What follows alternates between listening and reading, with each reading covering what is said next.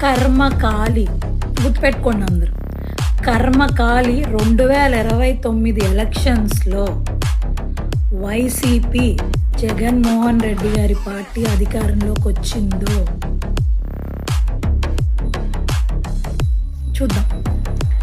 కాపాడడం దేవుడి తరం కూడా గుర్తుపెట్టుకోండి. ఇప్పుడు మీరు అధికారంలో ఉన్నారు కదా అని రెచ్చిపోతున్నారు.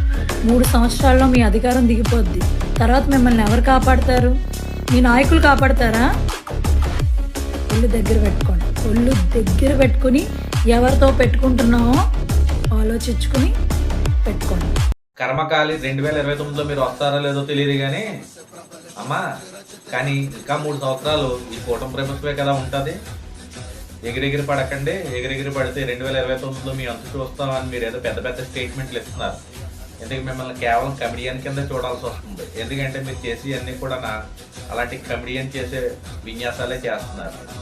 2029 సంగతి పక్కన పెడితే ఈ 3 సంవత్సరాలు అసలు కుటుంబ ప్రభుత్వం తలుచుకుంటే అలా అంత వాక్ స్వాతంత్ర్యంతో నువ్వు మాట్లాడగలవా?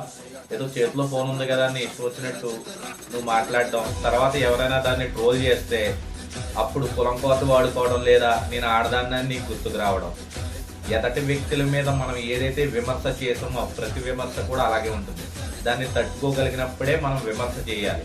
అలా చేసినప్పుడల్లా నాది ఏ కులం, నన్ను అందుకే ఇలాగా అంటున్నారు, లేదంటే నేను ఆడదాన్ని నన్ను ఎలా అంటున్నారు, ఈ కౌర్లు కాదు మనకు కావాల్సింది.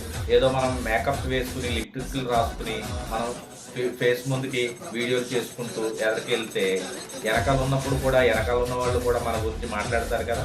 అది కూడా ఒకసారి ఆలోచించుకుని ఎంతవరకు కరెక్ట్ అన్నది.